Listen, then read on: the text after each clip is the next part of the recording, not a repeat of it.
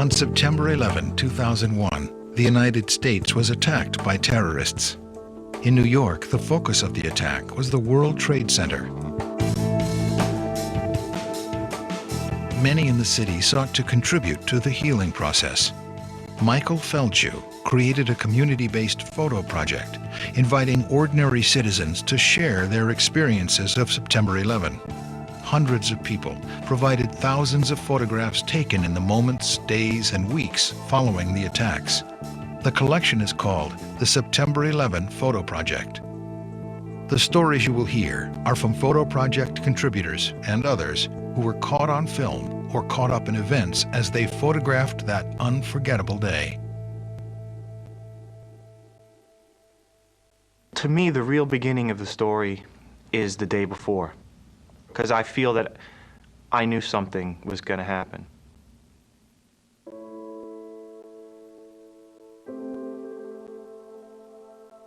The company that I work for occupied the 31st, 32nd, and 34th floors of 2 World Trade.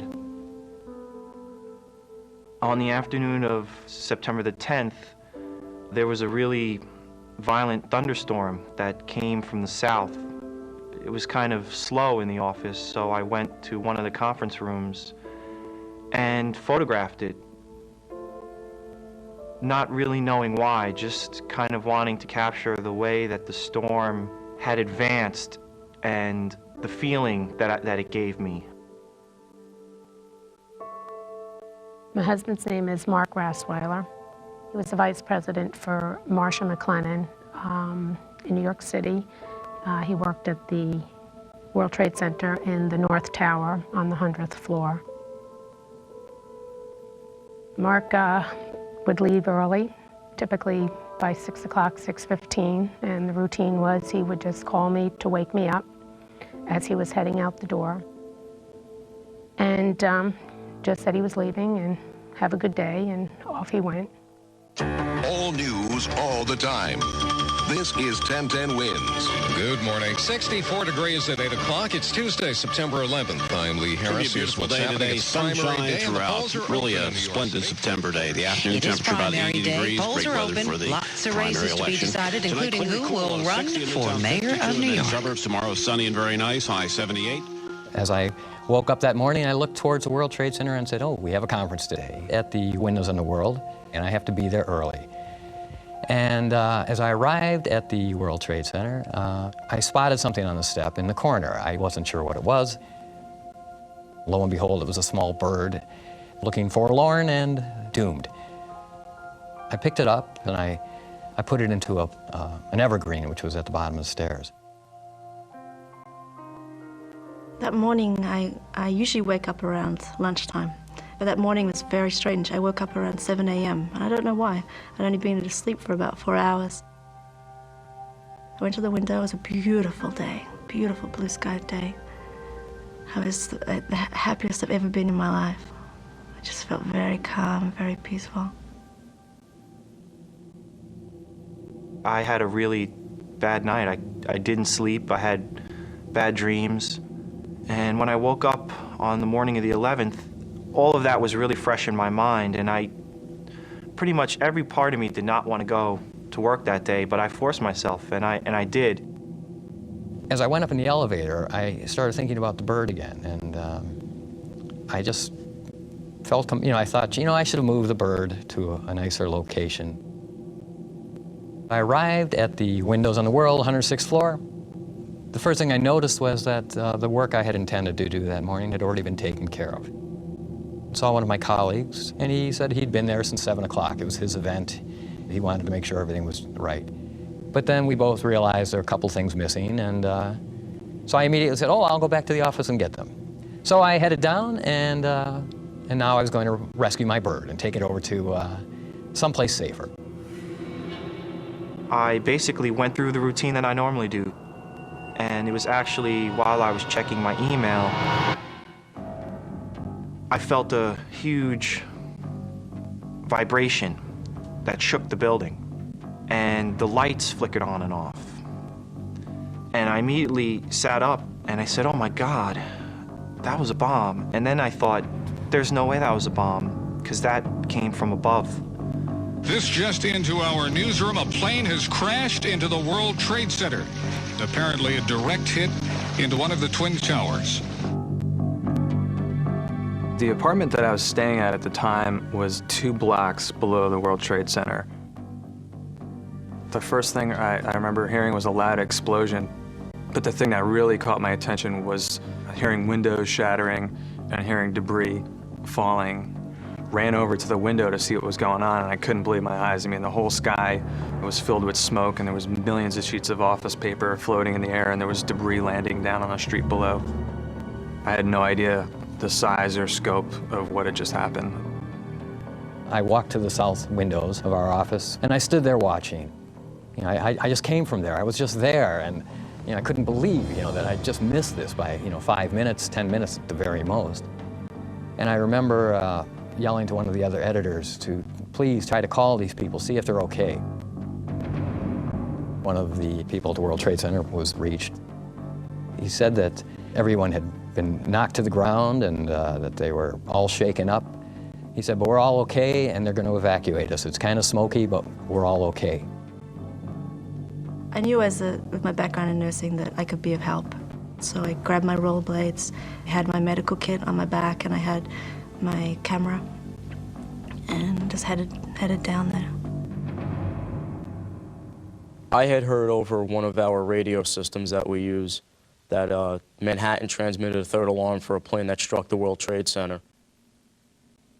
I heard some chatter on the radio about a plane into the building, and then I heard Mike come on confirming the job, and I just kind of turned around, got my gear, and headed to Michael's house. Once I started to smell smoke, I just went into I don't even know how to explain it, but a survival mode. And as we were all queuing up to go down the stairs, I realized that I was last online. I thought, oh my God, I have to go down 31 flights of stairs in this panic state, and just as I was thinking that, an elevator opened. It was against my better judgment. I got on. One of my coworkers came running out of her office, yelling and screaming. So we went in and we put a TV on in somebody else's office, and I said, I have to call my mom. I said, my dad doesn't go every day. I just want to make sure he didn't go in today. At about 10 of 9, Karen called me to tell me that the towers had been hit. And at that time, I didn't really, I really didn't think there was a need to worry. Never in my wildest dreams could have imagined what was about to take place. When I came off the elevator, I had a choice. I could go left or right. It was literally a choice between light and dark. The Liberty Street exit was the light because, the sun was coming through, and the concourse just looked dark and scary to me, and I just couldn't go back underground. I had to go out. I had to get out of here. We turned the TV on and I see the World Trade Center burning. And then the announcement was that a plane had crashed into it. When I saw it, I just knew that there was a lot of people dead already and a lot of people dying as I'm watching that. A lot of people need help. I called up our dispatcher and told him I was there at the 93 bombing. I was in charge of the evacuation. If you need me, send me. I got onto Liberty Street. Debris was still falling, and then I started seeing pieces of the airplane. The second I got to the street, I turned around and looked back at the building and noticed that it wasn't debris that was falling, it was actually people jumping out of the building. The sight was almost enough to make me drop to my knees. It was like adrenaline just pumped through my body at that moment because I couldn't believe that what I was seeing in front of me was real. And I realized at that point that I had to just get out of there, that I had to save myself, and there was really no one for me to help because this was something way out of my league.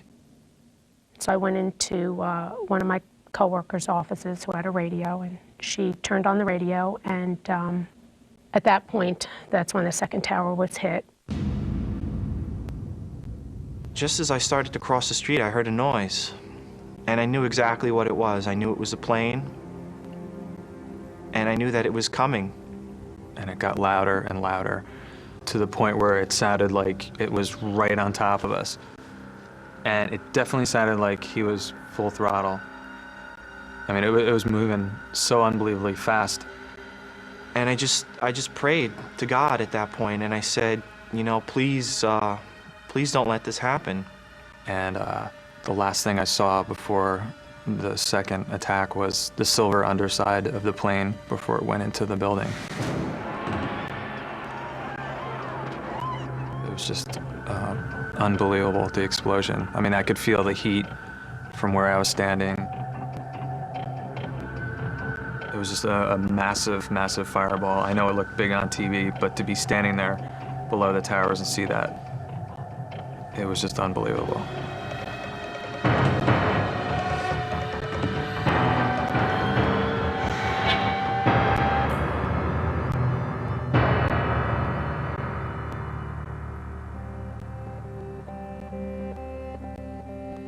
And it was complete pandemonium at that point. Everyone was running. It was like a stampede, and I just remember thinking, I have to get as far away from this area as I can. I knew this disaster was unfolding, but I just had this outside hope that everyone was going to be okay. We started getting reports that there was a third plane inbound. We got reports that a plane crashed into the Pentagon. The world knew we were under attack. This was war.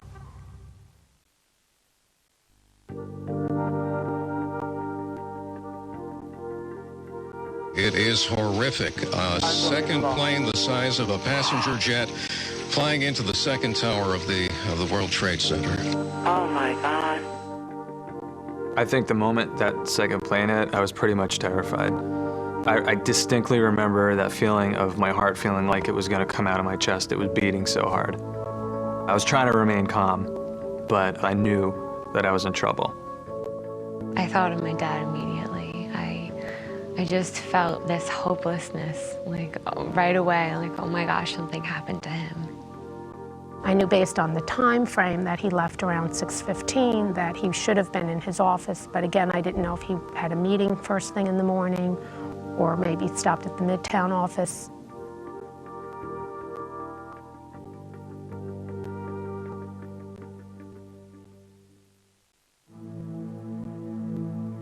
I was standing at the base of Bank One Plaza. There was a ramp that led down to a loading dock. People that were caught out in the plaza at the World Trade Center that were exiting the buildings started running down the ramp towards me. I just remember the look of panic on some of their faces. I mean, they were absolutely terrified. Their momentum carried them right into the metal door of the loading dock, and they began pounding on it, begging someone to open it. At that point, I started feeling panicked, like, okay, something bad could happen here, and I knew I had to get out of there. I called the dispatcher again. Whatever alarm assignment you have down there, double it, because now we have 2 buildings fully involved. And then it was not really asking to go down. I kind of told him I'm going. We exited the Holland Tunnel. The first thing we saw was the 2 towers burning. You just heard nothing but sirens and people yelling and screaming. And I went to the back of Mike's truck. I grabbed my camera, I grabbed my radio, took a deep breath and said, this is what we got to do, and just started walking down West Broadway. I had to stop in to see a friend to get some batteries. And all I remember him saying is being really angry at me for going down there and trying to stop me. And he said, it's not like you're going off to a war or something. And those words have stayed in my head to this day because he was so wrong. Myself and Chief Peter Talamo were ordered to report to 7 World Trade Center because the mayor's office of emergency management was being activated. Based on the proximity of 7 World Trade Center to the actual World Trade Center towers, I was a little apprehensive about going down there in the first place. I ran into the North Tower. Pete Hayden was the deputy chief, was there. He was set up at the command post. I went up to him, I said, Pete, what do you need? and he told me that they had reports of people trapped on the 21st and 25th floor. I grabbed one of the companies from the staging area. You guys ready to go? You have your extra tools, extra cylinders for the mask? They had everything. I said, let's go. I got out onto Greenwich Street and ran into my apartment building. Got up to the 7th floor and saw that my roommates were just all huddled together. Developments coming fast and furious this morning. A late word out of Washington from a source in the nation's capital. The White House has been threatened with a terrorist attack. Also, all airports nationwide shut down. I gathered a couple things and threw them in my backpack, and we headed out to the street. The whole scene itself was unbelievable. You couldn't really describe it. It seemed almost like something that was shot out of a movie, something that wasn't real. I was directed by one of our supervisors to keep the pedestrians out of the street as they're looking up towards the World Trade Center. You had to get their attention and tell them to stay on the sidewalk, keep the area clear. At that point, firemen were coming. I remember turning around and watching them go, and I just remember thinking there was no way I could do that. And I wouldn't even know where to begin. We took the elevator up to the 16th floor and then went to the stairwell, to the C stairwell, and started working our way up to the 21st floor. There were people still coming down, nonstop. When we entered 7 World Trade Center, the lower lobby was pretty deserted. 7 World Trade Center was being evacuated, so we were basically in a holding pattern in the lower lobby. We got to the block just north of the North Tower. At that time, we heard a cracking noise, and nobody knew what it was. So we kept walking a little bit further, and then we heard the cracking noise again. We got to the 21st floor, the 25th floor, the 2 assignments we had. There were firemen already helping the people who needed help there. So I just started working my way further up. I stopped into a deli on Greenwich Street and grabbed something to drink. When I walked outside of the deli, I just looked to my left. I felt an actual pressure drop in the lobby. And although we're talking about seconds here, it seemed like time had stopped for those few seconds. There was almost like a quietness, and there was such peace. And I yelled over to Chief Talamo, who was standing by the window looking up at the tower, "Chief, get back here." And this incredible noise started. So loud and so overpowering, everyone froze. And when I looked up, I saw the building that I was just in collapse.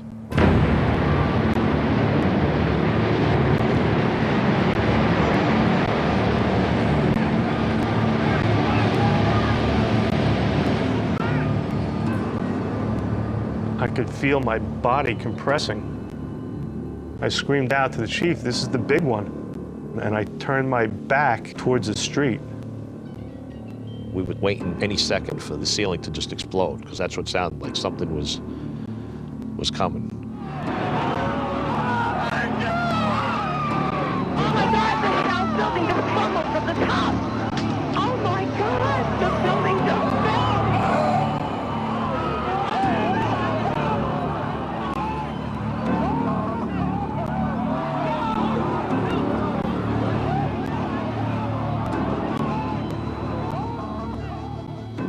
I could feel an explosion in the lobby, and I was thrown up against the wall I was standing next to. It was unbelievable. The sound was just, it was just thunderous. We didn't hear sirens. We didn't hear screams. It took 10 seconds for that building to collapse. And then you looked up, and all of a sudden this huge, gigantic cloud that was full of smoke and debris started to hit me. And I turned and I started to run. I had only gotten about 20 feet when I was just overtaken by all the debris that was raining down on us. That's when I heard a loud whoosh. I could see that there was almost like an avalanche of ash coming down a street. The debris just raced down every street to the river like a bullet. It was only the grace of God, and that I just heard a small, still voice. It said, "Under the car," and I dove underneath the parked cars that were on the street.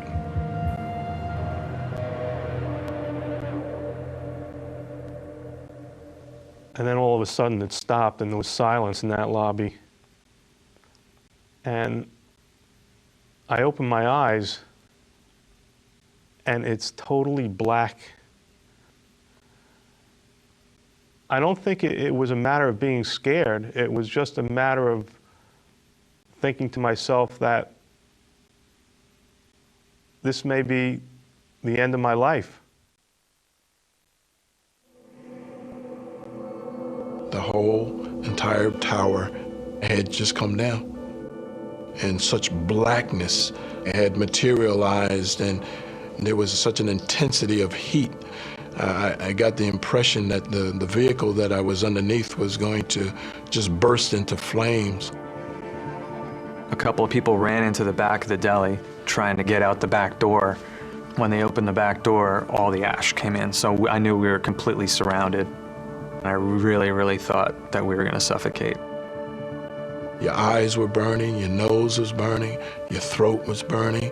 And I started to think of my loved ones, and I said, I can't believe I'm going to die like this underneath a car. I got on the radio and tried to find out what was going on. Does anyone know what happened? You heard someone say the tower came down. I was in the North Tower, the whole North Tower didn't come down, so it had to be the South Tower. I immediately knew that there were hundreds of firemen in there that just died. Unit, stand by for this transmission. We got 6 World Trade, 7 World Trade, and the North Tower. We got reports of officers trapped. The entire lobby of 7 World Trade Center was destroyed. It was as if I was locked in a closet with absolutely no light. I probably could have laid down there and suffocated and maybe died there, but I had a will to survive. I had to find that one door that hopefully would lead to safety. This is Tower Room. We have people trapped in the building on the 1st floor. All right, 10-4, we have multiple units on the way in at this time, Kate. 10-4. You're getting nothing but mayday calls on the radio where I'm trapped here, I'm trapped there. I remember being here, and that's where I think I am now. Come get me. Now anything's possible. So we knew that if the first tower can collapse, the second tower is just a matter of time. But the brain surgeons we are, we just stayed where we were. we didn't leave. We just stayed and helped. Without anyone else to take command, I gave the order to evacuate the North Tower. Drop your tools, drop your masks, we're getting out. I did have an intimate knowledge of possibly the one escape route in that lower lobby. I started moving in pitch blackness towards what I thought was that area. At a certain point, some light was filtering through, and the light was the door that led to the loading dock. When I got to the door, the bag that I thought I was dragging was actually a person. It's one of the things I can't explain. I thought that I had a bag in my hand. I thought I had the giant hazardous materials duffel. All of a sudden, Chief Talamo appears, and he's dragging someone that's injured. He brought his injured through the door. I brought my injured through the door. And we made it into that area of safety. It was just a thick, thick blizzard of snow. You couldn't see a few feet in front of you, and I just started heading towards the World Trade Center, and everyone was coming out, and it was chaos everywhere. People walking the streets, people had gashes out of their head and blood coming down their faces. We left 7 World Trade Center and went up to Sheriff Mathis's office. He couldn't believe the condition we were in. I was physically hurting because I was having a really difficult time breathing. I was having a difficult time seeing. I was in a state of shock. I got to the approach of the Brooklyn Bridge, and that's when I ran into an in-law of mine, and I was just really traumatized, and he saw me in the crowd, and he said, you know, just come with me, and we're just gonna walk as far as we can. The kids were saying, which tower is Daddy in? And I just could remember that he was in the tower with the antenna on it, and I kept saying, well, he's okay, he's okay. I waited till the stairwells cleared above me. And so then I started going down. I went down the B stairwell. I was relieved. I was originally on the 30th floor, the 20s, the teens. Now I'm in the single digits. Now, we're gonna be out of here in a couple minutes. The crowds of individuals who had been in the buildings adjacent to the World Trade Center had started to come out. And I kept telling them, move back. You gotta keep moving back. All of a sudden, you just heard an earth-shattering explosion.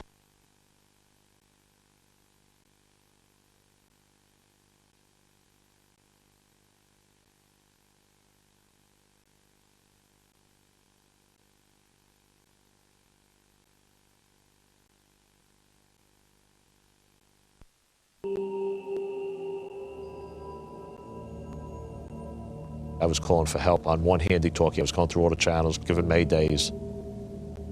I felt I was alive in this void, but there's 100 floors of rubble above me, and there's no way anyone's ever going to get to us. It was over an hour and a half to 2 hours before I actually raised someone. And I raised another chief who I know. I was telling him, Mark, we're in the building. We're in the North Tower, the B stairway. They couldn't get into us. The waiting, the initial waiting period, was very difficult. An hour would go by and it felt like an eternity. I mean, we had all of the phones and the cell phones and the portable phone, we had them all outside on the table, and we were just sitting there waiting for my father to call or to come home. Inside, outside, the phone would ring, the TV was on. There really wasn't anything anyone could do, so it was really just a matter of sitting and waiting.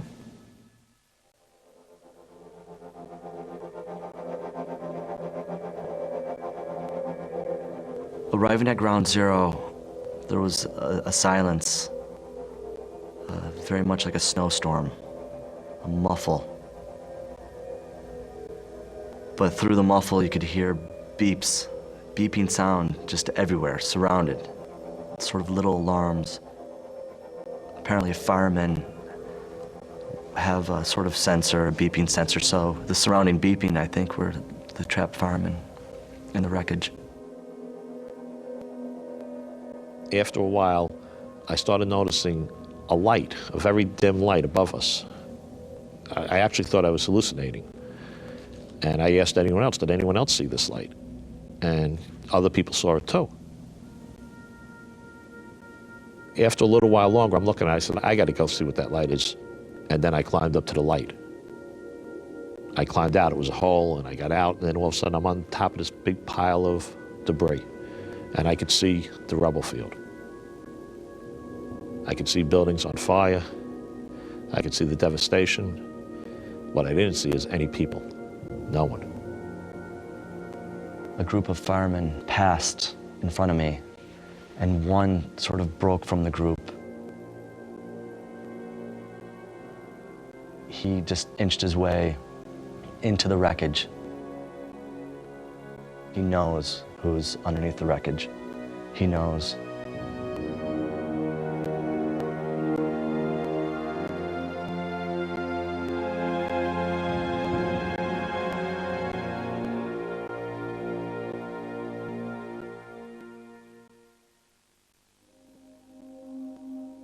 stayed with one firefighter who I'm very close with, Tommy Burke, and we proceeded to look for the command post.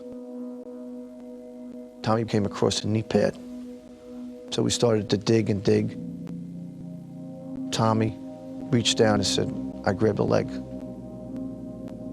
This person was underneath like a big I-beam, so we went from 4 or 5 people to probably 50 people, and everybody's trying to help. And it wound up being our chief of department, Peter Gansey. We put him in a body bag. We gave a moment of silence. We gave a hand salute. And then we just proceeded to continue digging. When guys from 43, when they finally came, they were exhausted. They've been trying to get into us for hours. I used a rope, tied it to myself, and stretched the rope down, tying it off at spots so other guys could follow. We went one at a time. I found a few other chiefs. I told them that there's guys in there, there's still guys trapped. And after I was sure that there was help on the way, guys threw me in an ambulance and took me off to St. Vincent's. I met this EMS guy. He'd driven over in the morning, Michael, and he had big medical packs and oxygen packs on his back. He was amazing, and he said, come with me. Allison and I, we became a team. Better than standing around doing nothing. You know, we had the determination. We could see that in each other's eyes. We needed to do something. So we just filled our backpacks with things, and we just said, we're going in. We grabbed extra water and everything. We brought it outside, and we started handing it out to people. We started washing people off. We would wash somebody off, we go put out a fire, we go hump hose, we go take pictures, we go wash more people off. Looked up the West Side Highway and you just saw transit buses of firefighters coming in. They had their help there. We didn't want to get in their way. That's when we just kind of backed off. We took some more photos and then we left. We made our way to Firehouse 10 and we started a little triage there that night, Tuesday night. I didn't keep thinking about the big picture. I just kept thinking about, let's get through this. Let's get these guys. There's like about 50 guys in a line, and we had all these saline bags washing their eyes. But then the line never stopped. They just kept coming and coming.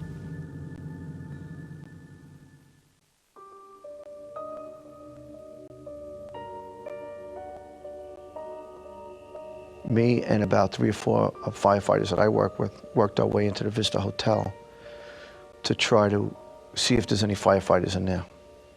Upon entering there, we found a search rope. It ended in a void. A void is just a collapsed area. Going into the voids as rapidly as we can, calling for body bags and putting people in these bags. And I can't really describe it. You almost wish that you weren't down there doing that. But you had to do it because it was our job, and people needed to know they were getting respect and they were getting buried at home. I don't consider myself a New Yorker or an American at all. I was born in South America and I lived for a very long time in Europe. But by being in New York that day, you were touched by what happened in a very different way from anybody else who was anywhere else in the world.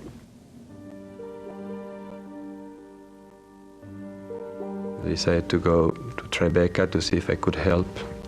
At about 5 o'clock in the afternoon, I arrived to Ground Zero.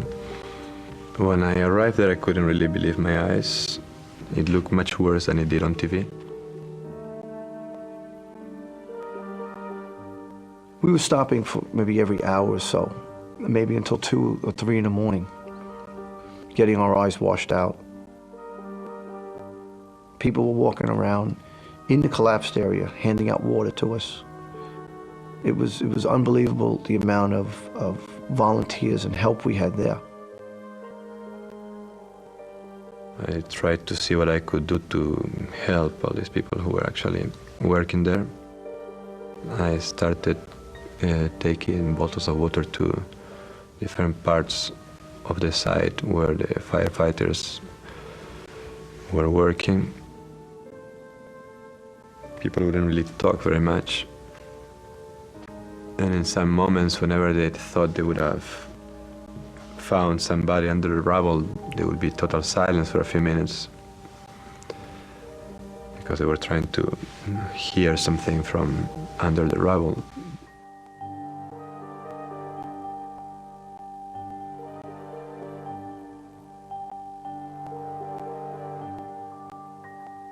That silence is something I remember more than the noise there.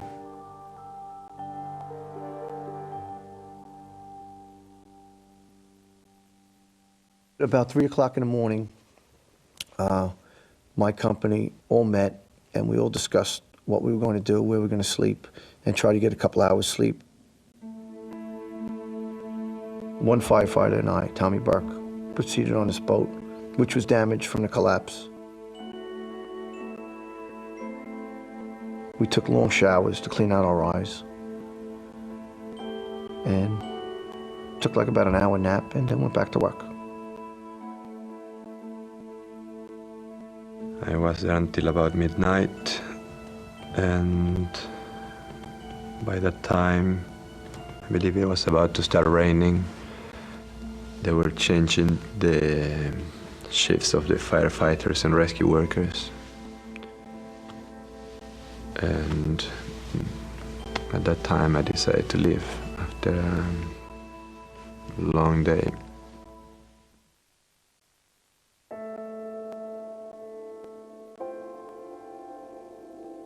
When I woke up that next morning with my mom and just watching the sun come up, it was just this sinking feeling, just this hopeless sinking feeling in your stomach.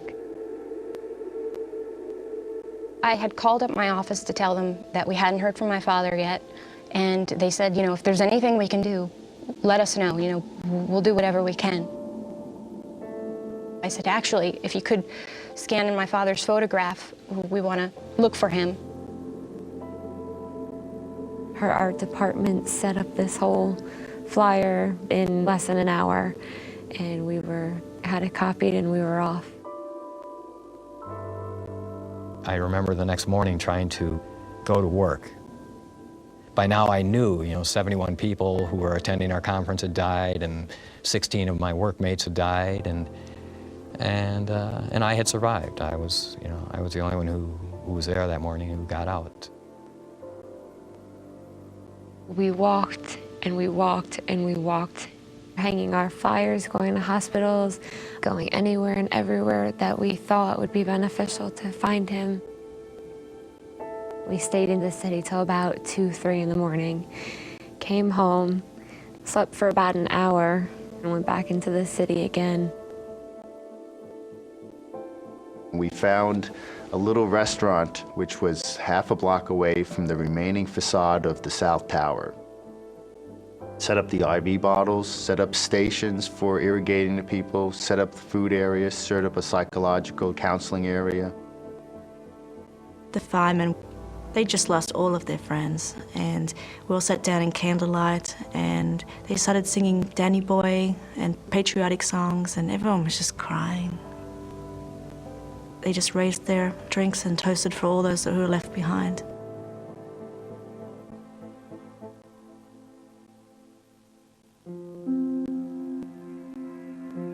I just know we were so taxed with the area we were working in.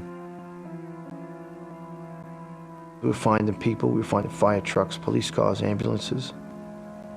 We were looking for anybody. We were looking for a big void. Everybody was hoping to just find that big void and just let the people out.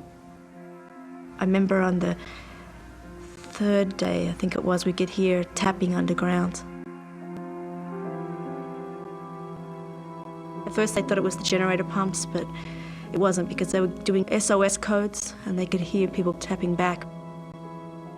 They worked on that spot for like 4 or 5 hours, but they couldn't get to anyone. It was 50, 100 feet of concrete. We just kept searching and searching. We were trying to remember what we searched the day before. But it was so big that I didn't really leave the West Side Highway for days.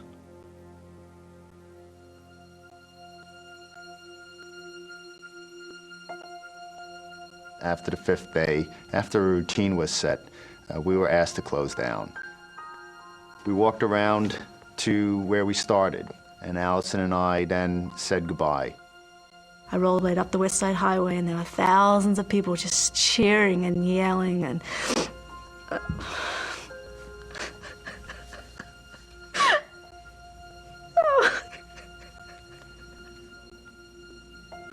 Everyone was just trying to help. Everyone, even if you couldn't do anything, these people were waiting there for days and days. They knew they couldn't get in, they couldn't do anything, but they held up these big signs and they just said, "Thank you, heroes," and they were just cheering and yelling, and then I just left and I just went home.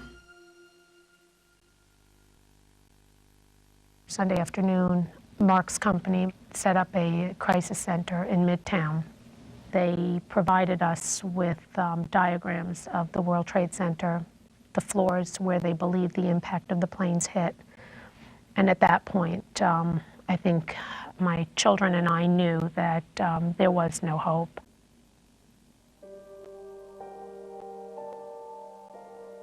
I felt lost. I felt lost. I spent a lot of time trying to reconnect to the things that were really important to me, and it helped me calm myself and helped me put pieces back together. We had the first missing flyers. If it helped bring some hope to other families, and I'm glad it was able to help. I think the posters stayed on the wall so long because it became a memorial, and I think people didn't want to take those pictures down. They didn't want to forget. I was angry. I was sad. I went through a roller coaster of emotions, and all at a very intense level. I was happy. I was happy to be alive. I guess one of the hardest things for me was, after a while, it became clear that all the families had come and gone, and in some cases there were still desks filled with people's personal belongings. But someday those desks are going to be filled again, and then we just carry on, you know. It's over, you know. Just before Christmas, a neighbor who was also a police officer stopped by the house to let me know that they made a positive identification. I had to have a funeral director go into the city to pick up the remains, and I asked him to be honest with me and tell me exactly what it was that they did find. And it was simply a bone. So it pretty much confirmed what we had suspected, that Mark was killed instantly, and that I guess we were one of the lucky ones to at least have some form of closure. There are days that I don't think I'll be able to get through the day, but then there are times when I just hold on to the memories and the joy he brought into our lives. The September 11 Photo Project is a collection of more than 5,000 photographs and writings in response to the terrorist attacks. After opening in a New York gallery, the project began a national tour, and a selection of the photographs was published in a book.